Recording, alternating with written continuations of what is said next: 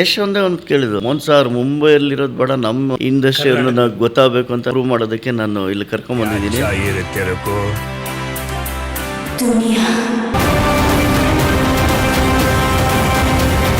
ಕನ್ನಡನ ಅನ್ನೋ ಒಂದು ತಾತ್ಸಾರ ಇತ್ತು, ಬಟ್ ಇವತ್ತು ಕನ್ನಡನ ನೆಪೋಟಿಸಮ್ ಮೆರಿಟ್ ಅಲ್ಲಿ ಬಂದವರಮ್ಮ. ಔಟ್ಸೈಡಿಂದ ಮುಂಬೈಯವ್ರನ್ನ ಕರೆಸಿಟ್ಕೊಳ್ತಾ ಇದೀವಿ, ನಮ್ಮ ಹತ್ರ ಕೆಲಸಕ್ಕೆ ಹೈದರಾಬಾದ್ ಅವ್ರನ್ನ ಕರೆಸಿಟ್ಕೊಳ್ತಾ ಇದೀವಿ, ಚೆನ್ನೈಯವ್ರನ್ನ ಕರೆದಿಟ್ಕೊಳ್ತಾ ಇದೀವಿ. ಗಾಯಗೊಂಡಿರೋ ಸಿಂಹದ ಉಸಿರು ಗರ್ಜನೆಗಿಂತ ಭಯಂಕರವಾಗಿರುತ್ತೆ. ಹೆಚ್ಚು ಕಮ್ಮಿ ನನ್ನ ಟ್ರಾವೆಲ್, ನನ್ನ ಸಿನಿಮಾ ಜರ್ನಿನಲ್ಲಿ 188 189ನೇ ಸಿನಿಮಾ ಈಗ ನಂದು ಡೆವಿಲ್ದು. ನಾವು ಅವಾಗಿಂದ ಮಾಡ್ಕೊಂಬಂದಿರೋ ಸೆಟ್ಸ್ಗಳ್ದು ಬರೀ ಮೆಟೀರಿಯಲ್ ಇಕ್ಕಿದ್ರೆ ನನಗೆ ಒಂದು ಏರಿಯಾ ಸಾಕಾಗ್ತಾ ಇರಲಿಲ್ಲ. ಸೆಟ್ಟೆಲ್ಲ ರೆಡಿ ಆದಮೇಲೆ ಒಂದಿನ ಯಶ್ ಬರ್ತಾರೆ ಸೆಟ್ಗೆ. ಯಶ್ ಬಂದೆಲ್ಲ ರೆಡಿ ಆದಮೇಲೆ ಫುಲ್ ರೌಂಡ್ ಹೊಡಿತೀವಿ. ಹೊಡೆದಾದ್ಮೇಲೆ ಆಫೀಸಲ್ಲಿ ಕೂತ್ಕೊಂಡು ಹೇಳ್ತಾರೆ, Mohan sir super, Mohan sir ಆಳಕ್ಕೆ ತಿಳಿದೇನೆ ಆಳೋದಕ್ಕೆ ಸಾಧ್ಯ ಇಲ್ಲ, ಇಳಿದಾಡದೆ ಬಿಡೋಣ. ರಾಮಾಚಾರಿ ಸೆಟ್ ಔಟ್ಸೈಡಲ್ಲಿ ಹಾಕಿದ್ದೀನಿ. ಬೆಳಗ್ಗೆ ಯಶ್ ಸರ್ ಶೂಟ್ ಬರಬೇಕು, 101 ಅಡಿ ಕಟ್ಔಟ್ ಅಂತ ಒಂದು ಲಿರಿಕ್ ಇದೆ, ಆ ಕಟ್ಔಟು ಹಾಕಿದ್ದೀನಿ. ಆಮೇಲೆ ಒಂದಷ್ಟು ಲಾರಿಗಳದ್ದು ಎಪಿಸೋಡ್ ಮಾಡಿ ಒಂದಷ್ಟು ಹಟ್ಗಳು ಹಾಕಿದ್ದೀನಿ. ಏನೇನು ಇಲ್ದಂಗೆ ಎಲ್ಲ ಹೊಡ್ಕೊಂಡು ಹೋಗ್ಬಿಡ್ತು ಅಂಥ ಗಾಳಿಗಳು. ನಿಜವಾಗಿರೋ ವಾಲ್ಗಳೇ ಬಿದ್ದೋಗಿದೆ. ಫಾರ್ ಎಕ್ಸಾಂಪಲ್ ಮೊನ್ನೆ ನಮ್ಮ KD ಸೆಟ್ಟಲ್ಲಿ ಟೌನಲ್ಲೂ ಅಳ್ಳಾಡ್ಬಿಟ್ಟಿತ್ತು. ಆಮೇಲೆ ಸೆಟ್ಟು ಸ್ಟ್ರೀಟ್ ಸೆಟ್ ಫುಲ್ ಬಿದ್ದೋಗ್ಬಿಟ್ಟಿತ್ತು. ತಿರ್ಗಾ ಎಲ್ಲ ರೀಸೈಕಲ್ ರೀವರ್ಕ್ ಮಾಡಿ ಅದನ್ನೆಲ್ಲ ಮಾಡಿ ಇನ್ಶೂರೆನ್ಸ್ಗೆ ಅಪ್ಲೈ ಮಾಡಿದರೆ ಇನ್ಶೂರೆನ್ಸಿಂದ ಸ್ವಲ್ಪ ಇದು ಬಂತು, ಈ ಥರ ಮಾಡಿದ್ರು. ಅದಕ್ಕೆ ನಾವು ಎಷ್ಟೇ ಈಗ ಒರಿಜಿನಲ್ ಕಟ್ಟಿರೋ RCC ಗೋಡೆಗಳೇ ಬಿದ್ದೋಗ್ಬಿಡುತ್ತೆ. ಇನ್ನು ನಾವೆಲ್ಲ ನಿಮಗೆ ಗೊತ್ತಿರೋಂಗೆ ರೆಪ್ಲಿಕಾ ನಮ್ಮದೆಲ್ಲ ಸೆಟ್ಸು. ನಾವೇನು ಮಾಡಿರ್ತೀವಿ, ಸೆಟ್ ಇದರಲ್ಲಿ ಸಿನಿಮಾಗೆ ಎಷ್ಟು ಬೇಕು ಫ್ರಂಟ್ ಎಲಿವೇಷನ್ಸ್ ಮಾತ್ರ ನಾವು ಇದು ಮಾಡಿರ್ತೀವಿ. ಬ್ಯಾಕ್ ಸೈಡ್ ಈಚೆ ಹಿಂದೆ ಹೋದರೆ ಏನಿರಲ್ಲ ಅಲ್ಲಿ ಅಲ್ವಾ. ಅದಕ್ಕೆ ಇವಾಗ ಏನಂದರೆ ಅಪ್ಡೇಟ್ ವರ್ಷನ್. ಯಾಕಂದರೆ ಈಗ ಏನಾಗಿದೆ, ಬರೀ 30 ದಿನ ಶೂಟ್ ಅಂತ ಅಷ್ಟೇ ಅಂತ ಹೇಳ್ತಾರೆ. 30 ದಿನ ಶೂಟು, ನಾವು ಅದಕ್ಕೆ 60 ದಿನ ಕೆಲಸ ಮಾಡ್ತೀವಿ. 60 ದಿನ ಪ್ಲಸ್ ಇದು 30 ದಿನ, 90 ದಿನ ಆಯಿತು. ಅಲ್ಲಿಗೆ 3 ತಿಂಗಳಾಯಿತು. ಈ 3 ತಿಂಗಳಲ್ಲದೆ ಇದ್ರದ್ದು ಹಿನ್ನೆಲೆ ಏನಂದರೆ, ಯಾರಾದ್ರು ಆರ್ಟಿಸ್ಟ್ ಡೇಟ್ ಹೊಡಿತು ಅಂದರೆ 1 ತಿಂಗಳು ವೆಯ್ಟಿಂಗು. ಇದೇನಾಗುತ್ತೆ ಸರ್, ಹಿಂಗೆ ಹೋಗ್ತಾ ಹೋಗ್ತಾ ಅರ್ಧ ವರ್ಷ 1 ವರ್ಷಕ್ಕೆ ಹೋಗಿರೋ ಸೆಟ್ಗಳಿದೆ. ಇದಿಷ್ಟು ದಿನ ನಿಂತ್ಕೋಬೇಕಲ್ಲ, ತಿರುಗಿ ಬರೋಷ್ಟೊತ್ತಿಗೆ ತಿರ್ಗಾ ನಿಮಗೆ ಪೇಂಟ್ ಹೋಗಿರುತ್ತೆ, ಇದೋಗಿರುತ್ತೆ, ಟೆಕ್ಸ್ಚರ್. ಇದನ್ನೆಲ್ಲ ಏನಂದರೆ ಯಾವುದಕ್ಕೂ ಅಷ್ಟೇ, ಎಷ್ಟೇ ಕಮ್ಮಿ ಬಜೆಟ್ ಆಗಲಿ, ಎಷ್ಟೇ ದೊಡ್ಡ ಬಜೆಟ್ ಆಗಲಿ, ಮೇಯ್ನು ಸೆಟ್ನ ನಿಲ್ಲಿಸೋ ಇದನ್ನು ನೀವು ಎಷ್ಟೇ ಅನುಭವ ಇದ್ದರೂ ಎಂಥ ಹೇಳಿಲ್ವ ಅಂಥ RCC ಬಿಲ್ಡಿಂಗ್ಗಳೇ ಬಿದ್ದೋಗುತ್ತೆ. ಈ ಒಂದೊಂದ್ಸಲ ಅದಕ್ಕೆ ನಾವು ಹೇಳ್ಬಿಡ್ತೀವಿ, ಔಟ್ಡೋರ್ ಸೆಟ್ಸ್ನ ನಾವು ಯಾವತ್ತೂ ಗ್ಯಾರಂಟಿ ಕೊಡೋಲ್ಲ. ಮಳೆ ಗಾಳಿಗೆ ಏನಾಗುತ್ತೆ ಅಂತ ಹೇಳೋಕ್ಕೆ ಏನು ಮಾಡೋಕ್ಕಾಗಲ್ಲ ಪ್ರಕೃತಿ ಮುಂದೆ. ಆ ಥರ ಇರ್ತದೆ. ಒಂದು ಕಲಾ ನಿರ್ದೇಶಕನಾಗಿ ಈ ಅನುಭವಗಳೆಲ್ಲ ಇರಬೇಕು. ಈಗ ಫಾರ್ ಎಕ್ಸಾಂಪಲ್ಲು ನಾನು ಹೆಚ್ಚು ಕಮ್ಮಿ ನನ್ನ ಟ್ರಾವೆಲ್, ನನ್ನ ಸಿನಿಮಾ ಜರ್ನಿನಲ್ಲಿ 188 189ನೇ ಸಿನಿಮಾ ಈಗ ನಂದು ಡೆವಿಲ್ದು. ಓಕೆ, ನಾನು ಹೇಳೋದು ಇಲ್ಲಿವರೆಗೂ ನಾವು ಮಾಡ್ಕೊಂಬಂದಿರೋ ಇದರಲ್ಲಿ ಒಂದೊಂದು ಸಿನಿಮಾಗೆ ಬರೀ 4 ಸೆಟ್ಟು ಅಂದರೆ ಎಷ್ಟು ಸೆಟ್ ಆಯ್ತು ಸರ್? ಎಷ್ಟು ಸೆಟ್ ಆಯಿತು? ಅದು ನಾನು ಹೇಳ್ತಾ ಇರೋದು ಬರೀ ಸಾಂಗ್ ಹೇಳ್ತಾ ಇದ್ದೀನಿ. ಟಾಕ್ಯುಪೇಷನ್ಗಳಿಗೆ ಹಾಕಿದ್ದೀವಿ, ಇದೆಲ್ಲ ಹಾಕಿದ್ದೀವಿ. ನಾವು ಅವಾಗಿಂದ ಮಾಡ್ಕೊಂಬಂದಿರೋ ಸೆಟ್ಸ್ಗಳ್ದು ಬರೀ ಮೆಟೀರಿಯಲ್ ಇಕ್ಕಿದ್ರೆ ನನಗೆ ಒಂದು ಏರಿಯಾ ಸಾಕಾಗ್ತಾ ಇರಲಿಲ್ಲ. ಎಷ್ಟು ಗೋಡನ್ಗಳಿದೆ ಸರ್ ಈಗ? ಸರ್ ನಂದು ಈಗ ಒಂದು 3 ಗೋಡನ್ ಇದೆ ಸರ್. ಒಂದು 3 ಗೋಡನಲ್ಲಿ 2 ಇಟ್ಕೊಂಡಿದ್ದೀನಿ. ಒಂದು ದೊಡ್ಡದಿದೆ, ಇನ್ನೊಂದು ಚಿಕ್ಕದಿದೆ. 2 ಗೋಡನ್ ಇಟ್ಕೊಂಡಿದ್ದೀನಿ. ಬಟ್ ಏನು ಗೊತ್ತಾ ಸರ್, ಈಗ ನಾವು ಹಾಕಿರೋ ಸೆಟ್ಸ್ಗಳೆಲ್ಲ ಫ್ಯಾಬ್ರಿಕೇಷನ್ ಐಟಮ್ಸ್. ಮುಂಚೆ ಎಲ್ಲ ವುಡ್ಡಲ್ಲಿ ಮಾಡ್ತಾಯಿದ್ವಿ, ರೀಪರ್ಸ್ ಅದಿದೆಲ್ಲ. ಇವಾಗ ಜಾಸ್ತಿ ಫ್ಯಾಬ್ರಿಕೇಷನ್ಗೆ ಹೋಗಿದ್ದೀವಿ. ನಮ್ಗೆ ಅಲ್ಲಿ ಏನಂದರೆ ರೀಸೈಕಲ್ ಆಗೋಂಥ ಮೆಟೀರಿಯಲ್ಗಳು ಮಾತ್ರ ಇಟ್ಕೊಂಡು ಇನ್ನು ಆಗದಿರೋದನ್ನೆಲ್ಲ ಅಲ್ಲಿ ಸ್ಕ್ರಾಬ್ ಕೊಟ್ಬಿಡ್ತೀವಿ. ಅದನ್ನೆಲ್ಲ ಇದು ಮಾಡಿ.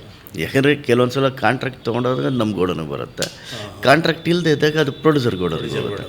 ಈ ಥರ ಈಗ ದೊಡ್ಡ ಸೆಟ್ಸ್ ಎಲ್ಲ ನಾವು ಕಾಂಟ್ರಾಕ್ಟ್ ತೊಗೊಳ್ತಾ ಇಲ್ಲ ಈಗ. ಯಾಕಂದರೆ ಆಯಿತು, ಯಾವುದೇ ಆರ್ಟಿಸ್ಟ್ಗಳು, ಯಾರೇ ಆರ್ಟ್ ಡೈರೆಕ್ಟ್ರುಗಳು, ಈಗ ನನಗೆ ಗೊತ್ತಿರೋಂಗೆ ಸುಮಾರು ಆಗೋಯ್ತು, ಒಂದು 7-8 ವರ್ಷದಿಂದ ಯಾರು ಕಾಂಟ್ರಾಕ್ಟ್ ತೊಗೊಳ್ತಾ ಇಲ್ಲ. ಯಾಕೆಂದರೆ ಈಗ ಬರ್ತಾರೋ ಸೆಟ್ಸ್ಗಳು ಮೋರ್ ದ್ಯಾನ್ ಕ್ರೋರ್ಸು. ಆ ಕ್ರೋರ್ಸ್ ಟುಗೆದರ್ ಸೆಟ್ಸ್ಗಳನ್ನ ನಾವು ಕಾಂಟ್ರಾಕ್ಟ್ ತೊಗೊಳಕ್ಕೆ ಬರಲ್ಲ ಸರ್. ಏನೋ ಸಣ್ಣ ಪುಟ್ಟ ಲಕ್ಷಾನುಗಟ್ಲೆ ಅದು ಇದು ತೊಗೊಂಡ್ರೆ ಏನೋ ಅದನ್ನು ನಮ್ಮ ಹತ್ರ ಇರೋ ಮೆಟೀರಿಯಲ್ಗೆ ಹಾಕಿ ಪ್ರೊಡ್ಯೂಸರ್ಗೂ ಒಂಚೂರು ಹೆಲ್ಪ್ ಆಗಲಿ, ನಮಗೂ ಒಂಚೂರು ಏನೋ ಇಲ್ಲಿರೋ ಮೆಟೀರಿಯಲ್ನ ಅಲ್ಲ ಹಾಕೋಣ, ಅಲ್ಲಿರೋ ಮೆಟೀರಿಯಲ್ ಅಂತ ರೀಸೈಕಲ್ಗೆ ವರ್ಕ್ ಮಾಡಬೇಕು ವಿನಃ ಈ ಕ್ರೋರ್ ಟುಗೆದರ್ದೆಲ್ಲ ತೊಗೊಂಡು. ಯಾಕಂದರೆ ಆಗಲ್ಲ. ಯಾಕಂದರೆ ಎಕ್ಸ್ಪೆಕ್ಟೇಷನ್ ಅದು ಮೈ ಮೇಲೆ ಬರೋದಕ್ಕಿಂತ ಫಿನಿಶ್ ಮಾಡಬೇಕು. ಆಮೇಲೆ ದೊಡ್ಡ ಮಟ್ಟದ ಕತೆ, ದೊಡ್ಡ ಮಟ್ಟದ ಹೀರೋಗಳು, ದೊಡ್ಡ ಮಟ್ಟದ ಇದು ನಾವು ಆಮೇಲೆ ಡೇ ಬೈ ಡೇ ನಿಮಗೆ ಇಂಪ್ರೂವೈಸ್ ಆಗ್ತಾ ಇರ್ತದೆ. ಆ ಇಂಪ್ರೂವೈಸ್ ಆಗೋ ಇದಕ್ಕೆ ನಾವು ಲಿಮಿಟ್ಸಲ್ಲಿ ಮಾಡ್ಕೊಳಕ್ಕಾಗಲ್ಲ. ಹಾಗಾಗಿ ಇವತ್ತು ನೋಡಿ ಅದಕ್ಕೆ ಕನ್ನಡ ಇಂಡಸ್ಟ್ರಿ ಒಳ್ಳೆ ಚೆನ್ನಾಗಿ ಬೆಳೆದಿದೆ. ಆಮೇಲೆ ಇವತ್ತು ಇಡೀ ನಮ್ಮ ಇಂಡಿಯಾನೇ ಗುರ್ಸೋದು ಏನು ಯೂನಿವರ್ಸಲ್ ಹೀರೋಗಳು ಆಗ್ಬಿಟ್ಟಿದ್ದಾರೆ ನಮ್ಮ ಹೀರೋಗಳು. ಸರ್ ಏನೇ ಆದರೂ ಈಗ ನಿಮ್ಮಂಥ ಕೆಲಸಗಾರ ಇರೋದ್ರಿಂದ ಸರ್, ಈಗ ನೋಡಿ ನೀವೆಲ್ಲ ಹಾಕಿರೋ ಸೆಟ್ಗಳೆಲ್ಲ ಇವತ್ತು ಎಲ್ಲರೂ ನಿಮ್ಗೆ ನೋಡಿದ್ರೆ ಹಂಗಿರುತ್ತೆ, ಏನು ಬಾಲಿವುಡ್ ಹಾಲಿವುಡ್ ಸ್ಟೈಲಲ್ಲಿ ಇದೆ. ಹೌದು ಸರ್. ಈಗ ಆ್ಯಕ್ಚುಲಿ ಈಗೇನು ಗೊತ್ತಾ, ಯಾವ್ದಾದ್ರು ಒಂದು ದೊಡ್ಡ ಸೆಟ್ ಇದ್ರೆ ಮುಂಚೆ ಒಂದು ವಾಡಿಕೆ ಇತ್ತು ನಮ್ಮ ಕನ್ನಡ ಇಂಡಸ್ಟ್ರಿನಲ್ಲಿ. ಆ ಥರ ದೊಡ್ಡ ಸೆಟ್ಟೆಲ್ಲ ಮುಂಬೈಯವ್ರನ್ನ ಕರೆಸ್ಬೇಕು, ಚೆನ್ನೈಯವ್ರನ್ನ ಕರೆಸ್ಬೇಕು, ಹೈದ್ರಾಬಾದವ್ರನ್ನ ಕರೆಸ್ಬೇಕು ಅಂತ. ಇವಾಗ ಅಷ್ಟೂ ಜನ ಕೆಲಸಗಾರರು ನಮ್ಮ ಜೊತೆ ಕೆಲಸ ಮಾಡ್ತಾರೆ ನಮ್ಮ ಅಂಡರ್. ಇವತ್ತು ನಾನು ಹೇಳೋದು ನಮ್ಮ ಹತ್ರ ಇರೋ 150-200 ಜನ ವರ್ಕರ್ಸ್, ಕಾರ್ಪೆಂಟರ್ಸು, ಪೇಂಟರ್ಸು ಸಾಕಾಗಿದೆ. ನಾವು ಔಟ್ಸೈಡಿಂದ ಮುಂಬೈಯವ್ರನ್ನ ಕರೆಸಿ ಇಟ್ಕೊತಾ ಇದ್ದೀವಿ ನಮ್ಮ ಹತ್ರ ಕೆಲಸಕ್ಕೆ, ಚೆನ್ನೈಯವ್ರನ್ನ ಕರೆದು ಇಟ್ಕೊಳ್ತಾ ಇದ್ದೀವಿ, ಹೈದ್ರಾಬಾದವ್ರನ್ನ ಕರೆಸಿ ಇಟ್ಕೊಳ್ತಾ ಇದ್ದೀವಿ. ಈಗ ಯಾವುದಾದ್ರು ಸೆಟ್ ಸ್ಟಾರ್ಟ್ ಆಗ್ತಿದೆ ಅಂದರೆ 3 ಇದರಿಂದ ಹೌದು 100%. ಫಾರ್ ಎಕ್ಸಾಂಪಲ್ ಈ ಆ್ಯಕ್ಚುಲಿ ಟ್ಯಾಕ್ಸಿಗೆ ಪ್ರೊಡಕ್ಷನ್ ಡಿಸೈನರ್ ಒಬ್ಬರು ಮುಂಬೈಯವ್ರು ಯಾರು, ಇಲ್ಲಿನ ಇದಕ್ಕೆ ನಾನೇ ಸೆಟ್ಸ್ ಗಿಟ್ಸ್ ಎಲ್ಲ ಹಾಕ್ಕೊಟ್ಟಿದ್ದು ಇಲ್ಲಿದ್ದಕ್ಕೆ. ಒಂದೇ ಒಂದು ಕೇಳಿದ್ದು, ಮೋಹನ್ ಸಾರ್ ಮುಂಬೈಯಲ್ಲಿರೋದು ಬೇಡ, ನಮ್ಮ ಇಂಡಸ್ಟ್ರಿಯನ್ನು ಗೊತ್ತಾಗಬೇಕು ಅಂತ ಪ್ರೂವ್ ಮಾಡೋದಕ್ಕೆ ನಾನು ಇಲ್ಲಿ ಕರ್ಕೊಂಬಂದಿದ್ದೀನಿ. ನಿಮ್ಮ ಸೆಟ್ ಮೇಲೆ ನನಗೆ ಡೌಟ್ ಇಲ್ಲ, ನೀವು 100% ಒಳ್ಳೆ ಕೆಲಸ ಮಾಡ್ತೀರಾ ಅಂತ ನನಗೆ ನಂಬಿಕೆ ಇದೆ. ಬಟ್ ಅಷ್ಟು ಕ್ರೂನ ನೀವು ಹೊಂಚ್ತೀರಾ, ಅಷ್ಟು ಜನ ಲೇಬರ್ಸ್ನ ನಿಮ್ಮ ಕೈಲಾಗತ್ತಾ ಅಂತ ನಾನು ಹೇಳಿದೆ. ಸರ್ ನೀವು ಒಂದು ಸಲ ಕೊಟ್ಟಿದ್ದೀರಲ್ಲ ಸರ್, ಒಂದು ಸಲ ಕೊಡಿ ಸರ್, ಇದು ಒಂದು ಚಾಲೆಂಜಾಗಿ ತೊಗೊಳ್ತೀನಿ ಸರ್ ನೋಡಿ ಅಂತ ಕೆವಿನ್ ಸರ್ ಅವ್ರ ಮುಂದೆನೇ ಹೇಳಿದ್ರು, ಯಾರು ಯಶ್ ಸರ್ ಜೊತೆನೇ ಇದ್ದಾಗ. ಆಮೇಲೆ ಇದ್ಕೊಂಡು ಕೆವಿನ್ ಸರ್ ಸುಮ್ಮನೆ ಒಂದು ವರ್ಡ್ ಹೇಳಿದ್ರು, ಮೋಹನ್ ಈ ಸೆಟ್ ಆದಮೇಲೆ ಮುಂಬೈಗೆ ಹೋಗ್ಬಿಟ್ಟು ಸೆಟ್ಲ್ ಆಗ್ಬಿಡ್ತಾರೆ ಅಂತಂದ್ರು. ಅವಾಗ ಯಶ್ ಅಂದರು, ಮುಂಬೈಯಲ್ಲಿ ಬೇಡ ಅಂತ ನಾವು ಇಲ್ಲಿಗೆ ಬಂದು ಸೆಟ್ ಆಗ್ತಾಯಿದ್ದೀವಿ, ಇವ್ರು ಯಾಕೆ ಮುಂಬೈಗೆ ಹೋಗ್ತಾರೆ ಅಂತಂದ್ರು. ಅಂದರೆ ಆ ಥರ ಸರ್ ಹಂಗೆ ತೊಗೊಂಡು ಚಾಲೆಂಜಿಂಗು ಎಲ್ಲ ಆದಮೇಲೆ ಸೆಟ್ಟೆಲ್ಲ ರೆಡಿ ಆದಮೇಲೆ ಒಂದಿನ ಯಶ್ ಬರ್ತಾರೆ ಸೆಟ್ಗೆ. ಯಶ್ ಬಂದೆಲ್ಲ ರೆಡಿ ಆದಮೇಲೆ ಫುಲ್ ರೌಂಡ್ ಹೊಡಿತೀವಿ. ಹೊಡೆದಾದ್ಮೇಲೆ ಆಫೀಸಲ್ಲಿ ಕೂತ್ಕೊಂಡು ಹೇಳ್ತಾರೆ, Mohan sir super Mohan sir, ನಾವೇನು ಅಂದ್ಕೊಂಡು ಅದಕ್ಕಿಂತ ಚೆನ್ನಾಗಿ ಬಂದಿದೆ, ಸಗದ ಮಾಡೋದು. ಅದೇ ಇಲ್ಲ ಸರ್, ಯಾವುದು ಚಾಲೆಂಜ್ ನಮಗೇನಂದರೆ ನಾವೇನಂದರೆ ಎಲೆಮರೆ ಕಾಯ್ತಾರೆ ಇರ್ತೀವಿ ಸರ್, ನಮ್ಮದು ಯಾವುದು ಮುಂದೆ ನುಗ್ಗಲೆಲ್ಲ ಮಾಡ್ತೀವಿ ಅಂತ ಕೊಟ್ಟಾಗ ಅಚ್ಚುಕಟ್ಟಾಗಿ ಮಾಡ್ತೀವಿ ಸರ್. ಹಂಗೆ ಈಗ ಹಂಗೇನೆ ಆಗಿರೋದು. ಯಾಕಂದರೆ ಅದೆಲ್ಲ ದೊಡ್ಡ ಸೆಟ್ಟು, ಆ ಡೈರೆಕ್ಟ್ರನ್ನ ಅಲ್ಲಿ ಕರೆಸ್ಬೇಕು ಇಲ್ಲಿ ಕರೆಸ್ಬೇಕು ಅಂತ. ಈಗ ಫಾರ್ ಎಕ್ಸಾಂಪಲ್ಲು ನಮ್ಮಲ್ಲೇ ಈಗ KGF ಮಾಡಿದ್ದಾರೆ ಶಿವಕುಮಾರ್, ಕಾಂತಾರ ಮಾಡಿದ್ದಾರೆ ನಮ್ಮ ಹುಡುಗನ ಧರಣಿ ಅಂತ, ಜೊತೆಯಲ್ಲಿ ಸಪೋರ್ಟಿಗೆ ತೊಗೊಂಡಿರ್ತಾರೆ. ಇಲ್ಲಿ ಈಗ ನಮ್ಮ ಇನ್ನೊಬ್ಬರು ಯಾರು ರವಿ ಸಂತಾಯಕ್ಲು ಅಂತಿದ್ದಾರೆ, ಇನ್ನೊಬ್ರು ಯಾರು ಈಗ ನಮ್ಮಲ್ಲೇ ಇರೋಂಥ ಸಾಕಷ್ಟು ಆರ್ಟ್ ಡೈರೆಕ್ಟ್ರುಗಳಿದ್ದಾರೆ, ಹೊಸೊಬ್ಬರೆಲ್ಲ ಬಂದಿದ್ದಾರೆ ಒಳ್ಳೆ ಇದರಲ್ಲಿ ಎಲ್ಲ ನಮ್ಮವರೇ, ಇಲ್ಲಿರೋರೆ, ಲೋಕಲ್ ಅವರೇ ನಾನು ಹೇಳೋದು. ಆಮೇಲೆ ಹೊಸಮನೆ ಮೂರ್ತಿ ಅಂತ ಒಬ್ಬರು ಇದ್ದಾರೆ. ನಾನು ಹೇಳೋದು ಇವ್ರಿಗೆಲ್ಲರಿಗೂ ಕೆಪಾಸಿಟಿ ಇದೆ ಸರ್. ನಮ್ಮಲ್ಲಿರೋ ಕಲಾ ನಿರ್ದೇಶಕರು ಯಾರು ಕಮ್ಮಿ ಇಲ್ಲ, ತುಂಬ ಕ್ರಿಯೇಟಿವ್ ಇರೋರು ಇದ್ದಾರೆ. ನೀವು ಇವತ್ತು ನಿಜವಾಗ್ಲೂ ಹೇಳಿದ್ರೆ ಯಾರು ಇಷ್ಟು ದೊಡ್ಡ ಸಿನಿಮಾ ಎಲ್ಲ ಮಾಡಿದ್ರಲ್ಲ, ಯಾರು ಎಲ್ಲ ಇಲ್ಲಿರೋರೆ, ಯಾರು ನಾವು ಯಾರು ಹೊರಗಡೆ ಹಾಕೊಂಡಿಲ್ಲ. ಇವಾಗ ಇಲ್ಲಿರೋರು ತೆಲುಗು ಸಿನಿಮಾ ಮಾಡ್ತಾ ಇದ್ದಾರೆ, ನಾವು ಮಾಡಿದ್ದೀವಿ, ಖುಷಿ ಸರ್, ನಾವು ಮಾಡಿದ್ವಿ. ನನ್ನ ಕೆರಿಯರಲ್ಲಿ ನನ್ನ ಟ್ರಾವೆಲಲ್ಲಿ ಕಮಲಾಸ್ ಒಂದು ಉತ್ತಮ ವಿಲನ್ ಮಾಡಿದೆ ನಾನು, ಆ ಡೈರೆಕ್ಷನ್ನು. ಅವಾಗ ನಾನು ಹೇಳೋದು ವೆರಿ ಸಿಂಪಲ್, ನಾನು ಹೇಳೋದು ಈ ನಮ್ಮಲ್ಲಿ ನಾವು ಅಂದ್ಕೊಂಡು ಏನಕ್ಕೆ ಅಂದರೆ ಕನ್ನಡ ಇಂಡಸ್ಟ್ರಿ, ಕನ್ನಡ ಸಿನಿಮಾ ಒಂದು ಲಿಮಿಟ್ ಬಜೆಟ್ಟು, ಅದು ನಮಗೆ ಇಲ್ಲಿ ಕರ್ನಾಟಕ ಬಿಟ್ಟು ಬೇರೆ ಕಡೆ ಎಲ್ಲೂ ರಿಲೀಸ್ ಆಗಲ್ಲ ಅನ್ನೋ ಒಂದು ಸಣ್ಣ ಭಾವನೆ ಇತ್ತು ಎಲ್ಲರೂ. ಇತ್ತು ಸರ್, ಮುಂಚೆ ಇತ್ತು. ಏನಂದರೆ ಕನ್ನಡನ ಅನ್ನೋ ಒಂದು ತಾತ್ಸಾರ ಇತ್ತು. ಬಟ್ ಇವತ್ತು ಕನ್ನಡನ ಅನ್ನೋಷ್ಟು ಹೌದು, ಕನ್ನಡ ಸಿನಿಮಾನ ಅಂತ. ಯಾಕಂದರೆ ಹಂಗೆ ಪ್ರೂವ್ ಮಾಡಿಬಿಟ್ರು. ಇವನ್ ನಮ್ಮಲ್ಲೂ ಇದ್ದಾರೆ ಸರ್ ಟೆಕ್ನಿಷಿಯನ್. ನೀವು ಅಷ್ಟು ದೊಡ್ಡ ಮಟ್ಟದ ಸಿನಿಮಾಗಳು ಮಾಡ್ತಿರ್ಲಿಲ್ಲ, ಅಷ್ಟು ದೊಡ್ಡ ಬಡ್ಜೆಟ್ ಬಂಡವಾಳಗಳಾಗ್ತಿರ್ಲಿಲ್ಲ. ಫಾರ್ ಎಕ್ಸಾಂಪಲ್ ನೀವು ತಗೊಳ್ಳಿ, ಈಗ ನಾನು ಹೇಳ್ತಾರೆ ಸೀರೀಸ್ ನಾನು ಹಾಕಿರೋ ಸೆಟ್ಗಳದ್ದು ಹೇಳ್ಬಿಡ್ತೀನಿ. ರಾಬರ್ಟ್ ಒಂದು ದೊಡ್ಡ ಬಜೆಟ್ಟೆ, ಅದಾದಮೇಲೆ ಕ್ರಾಂತಿ ಮಾಡಿದ್ರು, ಅದು ದೊಡ್ಡ ಬಜೆಟ್ಟೆ. ಇಡೀ ಸ್ಕೂಲ್ ಸೆಟ್ ಹಾಕಿದ್ದೆ ಕ್ರಾಂತಿ. ನೀವು ನಂಬಲ್ಲ, ಚಿತ್ರದುರ್ಗದಲ್ಲಿ ಗೌರ್ಮೆಂಟ್ ಸ್ಕೂಲ್ ಸೆಟ್ ಇಡೀ ಇದರಲ್ಲಿ ಫಾಲಿಂಗ್ ಗೀಲಿಂಗ್ ಎಲ್ಲ ಇದೆ. ಒಳಗಡೆ ದರ್ಶನ್ ಸರ್ ಬಂದು ಫಸ್ಟ್ ದಿನ ಸೆಟ್ ನೋಡ್ಬಿಟ್ಟು ಮೋಹನ್ ಸರ್ ಒಂದು ಹಗ್ ಕೊಡ್ತಾರೆ ಅವ್ರು ಯಾವಾಗಲೂ ಅಷ್ಟೇ, ಸೂಪರ್ ಆಗಿದೆ, ಮೇಲೆಲ್ಲ ಓಡ್ಬೋದಂತ ಸರ್, ಓಡಿ ಏನೆಲ್ಲ ಮಾಡಿ ಸರ್, ಸ್ಟೂಡೆಂಟ್ಸ್ಗಳೆಲ್ಲ ಓಡೋ ಸೀನ್ ಇದೆ ಸರ್, ಅದಕ್ಕೆ ಹೆಂಗೆ ಮಾಡಿದ್ರೆ ಸೂಪರ್ ಸಖತ್ತಾಗಿದೆ ಅಂದರೆ ನೋಡಿ. ಅದನ್ನು ದೊಡ್ಡ ಬಜೆಟಲ್ಲಿ ಮಾಡಿದ್ವಿ. ಅದಾದಮೇಲೆ ಮಾರ್ಟಿನ್ದು ದೊಡ್ಡ ಬಜೆಟ್ ಮಾಡಿದ್ವಿ. ಅದಾದಮೇಲೆ ಕೇಡಿದು ಹೆಚ್ಚು ಕಮ್ಮಿ ಇಡೀ ಒಂದು ಬೆಂಗಳೂರನ್ನೇ ಕ್ರಿಯೇಟ್ ಮಾಡಿದ್ದೀವಿ. ಮಾಡಿದ್ದೀವಿ. ಅದಾದಮೇಲೆ ಇದು ಡೆವಿಲ್ದು ಅಷ್ಟೇ, ಎಂಟೈರ್ ಸಿನಿಮಾ ಸೆಟ್ಗಳು, ದೊಡ್ಡ ಸೆಟ್ಗಳು. ಅದಾದಮೇಲೆ ಈಗ ಟಾಕ್ಸಿಕ್ದು ಅಷ್ಟೇ, ಅದು 18 acres ಸೆಟ್ಟು ಸರ್. ಎಲ್ಲ ನೋಡಿ, ಇವಾಗ ನಾವು ಏನಂದರೆ ನೀವು ಯಾವ ಥರ ಸೆಟ್ ಕೊಡ್ತೀರಾ, ಫಸ್ಟ್ ನಿಮ್ಗೆ ಏನು ಕಾನ್ಸೆಪ್ಟ್ ಬೇಕು ಬನ್ನಿ, ನಾವು ಇದ್ದೀವಿ ಅಷ್ಟೇ ಹೇಳೋದು. ಈಗ ನೀವು ಅದಕ್ಕೆ ಹೌದು ಸರ್ 100%. ಏನಕ್ಕೆಂದರೆ ನೀವು ನಾನು ಹೇಳೋದು ಯಾವತ್ತು ಟೆಕ್ನಿಷಿಯನ್ನ ನೀವು ಫಸ್ಟು ಅವನ್ನ ಮುಂದೆ ಬಿಟ್ಟು ನೋಡಿ, 100% ಒಂದು ಇದನ್ನು ಮಾಡಿ. ಅದೇನು ವಾಡಿಕೆ ಏನಕ್ಕೆ ಹಂಗಿತ್ತು ಅಂದ್ರೆ ಮುಂಚೆ ಔಟ್ಸೈಡ್ ಅವರೇ ಮಾಡೋದಂದ್ರೆ ಅವರೆಲ್ಲ ದೊಡ್ಡ ದೊಡ್ಡ ಬಜೆಟ್ ಸಿನಿಮಾ ಮಾಡ್ತಾಯಿದ್ರು, ಅದಕ್ಕಿತ್ತು. ಇವಾಗ ಅದಿಲ್ವಲ್ಲ, ಹೋಯ್ತು. ಈಗ ಕನ್ನಡ ಸಿನಿಮಾದಲ್ಲೂ ನಿಂತಿದ್ದಾರೆ. ಇವಾಗ ದೊಡ್ಡ ಒಳ್ಳೊಳ್ಳೆ ಪ್ರೊಡ್ಯೂಸರ್ಗಳಿದ್ದಾರೆ, ಕೆ ವಿನ್ ಅವರಂಥವ್ರು, ಒಂಬಳೆ ಅಂಥವ್ರು, ಸುಮಾರು. ಈಗ ನಾನು ಹೇಳೋದು ದೊಡ್ಡ ದೊಡ್ಡ ಪ್ರೊಡ್ಯೂಸರ್ಗಳು ನಿಂತಿದ್ದಾರೆ ಇನ್ವೆಸ್ಟ್ ಮಾಡೋಕ್ಕೆ. 100% ಎಲ್ಲ ಮಾಡ್ತಾಯಿದ್ದೀವಿ ಆ ಥರ ಸರ್. ಒಂದು ಟೆಕ್ನಿಷಿಯನ್ ಆಗಿ ನಾನು ಏನು ಹೇಳಕ್ಕೆ ಬಯಸ್ತೀನಿ ಅಂದರೆ, ಒಂದು ಯಾವುದೇ ಕೆಲಸನಾಗಲಿ ನಮಗೆ ಕೊಟ್ಟಿರೋ ಕೆಲಸನ ಹಗಲು ರಾತ್ರಿ ನಾವು ಮನಸ್ಸಲ್ಲಿ ಇಟ್ಕೊಂಡು ನಾವು ಅಂದರೆ ನಾವು ಇದನ್ನು ಪ್ರೂವ್ ಮಾಡಲೇಬೇಕು ಅಂತ ಯಾವಾಗ ನಾವು ಚಾಲೆಂಜಿಂಗ್ ಆಗಿ ತೊಗೊಳ್ತೀವಿ, ಆವಾಗ ಯಾವ ಕೆಲಸನೂ ದೊಡ್ಡದಲ್ಲ ಸರ್. ಈಗ ನೋಡಿ, ನಮ್ಮಲ್ಲಿರೋ ಹೀರೋಗಳೇನು ಕಮ್ಮಿ ಇದ್ದಾರೆ ಸರ್, ಎಲ್ಲ ದೊಡ್ಡ ದೊಡ್ಡ ಹೀರೋಗಳು. ನಾನು ಹೇಳೋದು ಸ್ಟಾರ್ಸು ಹೇಳೋದು ಹಾಗೆ ಟೆಕ್ನಿಷಿಯನ್ ದೊಡ್ಡ ದೊಡ್ಡ ಲೆವೆಲಿಗೆ ಬೆಳೀಲಿ ಸರ್. ಎಲ್ಲ ಏನಂದರೆ ನಿಮ್ಮ ಸಮಕಾಲ ನೀವು ಮಾಡ್ತಾ ಬಂದಿದ್ದರಿಂದ ಏನಾಯ್ತು ಅಂದರೆ ಖಂಡಿತ ಕನ್ನಡ ಇಂಡಸ್ಟ್ರಿಗೆ ಒಂದು ಕೊಡುಗೆ ಸಿಕ್ಕಂಗಾಯ್ತು ಸರ್. ಯಾಕಂದರೆ ನಿಮ್ಮಿಂದ ಎಷ್ಟೋ ಜನ ಟೆಕ್ನಿಷಿಯನ್ಸ್ ಬಂದಿದ್ದಾರೆ, ನಿಮ್ಮ ಅಸಿಸ್ಟೆಂಟ್ಗಳೆಲ್ಲ ಸುಮಾರು ಜನ ಕೆಲಸ ಮಾಡಿದ್ದಾರೆ. ಇಂಡಿವಿಜುವಲ್ ಆರ್ಟ್ ಡೈರೆಕ್ಟರ್ಗಳಾಗಿದ್ದಾರೆ ಇವತ್ತು. ಆಮೇಲೆ ಎಷ್ಟೋ ಜನ 30 ವರ್ಷದಿಂದ ನಮ್ಮನ್ನು ಬಿಟ್ಟು ಬೇರೆಯವ್ರ ಹತ್ರ ಹೋಗೇ ಇಲ್ಲ, ಕೆಲಸ ಮಾಡ್ತಾನೆ ಇದ್ದಾರೆ. 20-25 ವರ್ಷದಿಂದ ಸಾಕಷ್ಟು ಜನ ಇದ್ದಾರೆ ಇಲ್ಲಿ ಸರ್. ನಮ್ಗೆ ಯಾಕಂದರೆ ನಿಜವಾಗ್ಲೂ ಹೇಳ್ತೀನಿ, ಒಂದು ಇಂಡಸ್ಟ್ರಿ ಕರೆದು ನಮ್ಮ ಚಲನಚಿತ್ರರಂಗ ನಮ್ಮನ್ನ ಒಂದು ಲೆವೆಲ್ಗೆ ತಂದಿಟ್ಟಿದೆ. ಇವತ್ತು ನಾವೇನು ಸಂಪಾದನೆ ಮಾಡಿದ್ವಿ ಅದು ಚಲನಚಿತ್ರರಂಗದಿಂದಾನೆ. ನಮಗದು ಅನ್ನ ಕೊಟ್ಟಿದ್ದು ಒಂದು ದೇವಸ್ಥಾನ.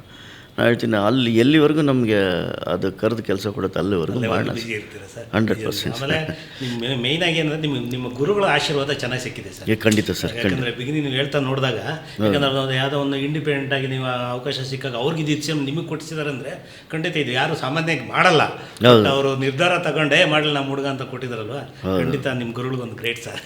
Thank you sir. ನಿಜವಲ್ಲ, ನಾವು ಇಸ್ಮಾಯಿಲ್ ಅವ್ರನ್ನ, ರವಿ ಸರ್ನ, ಆಮೇಲೆ ಮೂಲತಃ ನಾನು ವೃತ್ತಿರಂಗಕ್ಕೆ ಬರೋಕ್ಕಿಂತ ಮುಂಚೆ ನಾನೇನು ಸೈನ್ ಬೋರ್ಡ್ ಆರ್ಟಿಸ್ಟ್, ಅದಕ್ಕೊಬ್ಬರು ಗುರು ಇದ್ದಾರೆ, ಥರ್ಮಕೋಲ್ ಶ್ರೀನಿವಾಸ್ ಅಂತ. ಎಲ್ಲರನ್ನೂ ನೆನೆಸ್ತೀನಿ. ಯಾಕಂದರೆ ಅವರೆಲ್ಲ ಹಾಕ್ಕೊಟ್ಟಿದ್ದ ಸ್ಟೆಪ್ಸೇ ನಾನು ಇವತ್ತು ಇಲ್ಲಿವರೆಗೂ ಬರೋದಕ್ಕೆ.